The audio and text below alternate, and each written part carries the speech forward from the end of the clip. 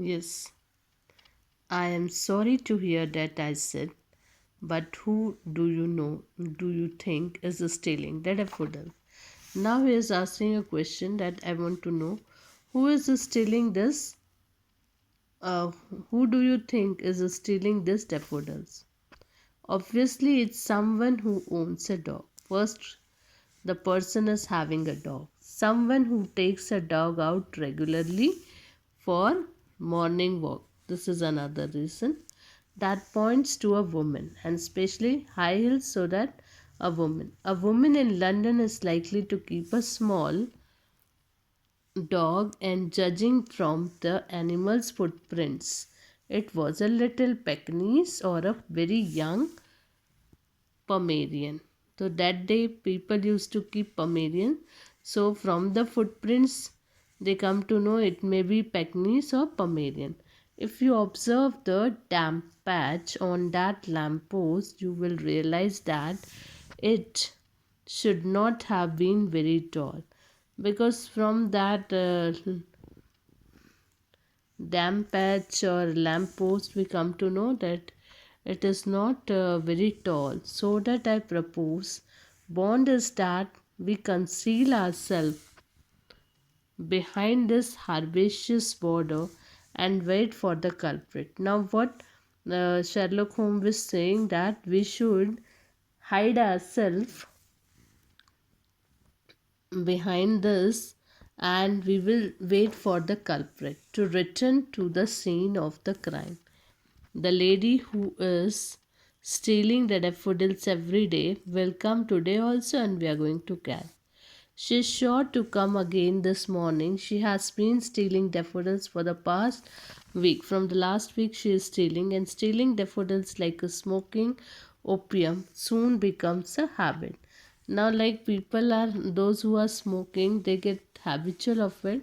So, like that, stealing with is also it become habit for the person. Holmes and I hide ourselves behind the hedge and settle down to a long wait. Now um, they are hiding themselves so that the person cannot see, and waiting for the culprit. After half an hour, our patient was rewarded. An elderly but upright woman in a smart green hat resembling Margaret Thatcher came walking towards us across the grass. Now then a lady came, a beautiful lady wearing green hat, and with that followed by a small white pom on a lead. And there was Pomeranian also with her. Holmes had been right. That means Ruskin Bond think that Holmes is correct. That somebody, a lady who is having a dog, used to come here. More than ever did I, followed by a small white form. I admire his brilliance. So I came to know that Ruskin Bond was saying, I came to know that Sherlock Holmes is very intelligent. We waited until the woman began pulling daffodil bulbs out of the loose soil. Then Holmes slipped from the bushes. Now they waited, let the lady pull that uh, daffodil, and then we are going to uh, catch our culprit. Ah, we have you, madam, he cried, springing upon her so swiftly that she shrieked and dropped the daffodils. Now, as the Sherlock Holmes came out, and he said, "We have you, madam." The lady was surprised, and she dropped her daffodils, being she was caught while stealing. I bent over to gather the evidence, and now there was flour, so I bent there and gathered that evidence, that is a proof. But my efforts were rewarded by a nip on the posterior from the outraged Pomeranian. Means dog is not allowing her to do anything. That means dog may be barking, or maybe trying to do something. Holmes was restraining the woman simply by peering at her, heaving bosom through, his magnifying glass. Now Holmes was watching the lady through his magnifying glass. I don't know what frightened her more, being caught or being confronted by the by that grim waste contingency with its pipe. Now I doesn't know why the lady is frightened, because she is caught, okay, or because of that pipe, or look of the cloak and hunting camp look of the Sherlock Holmes.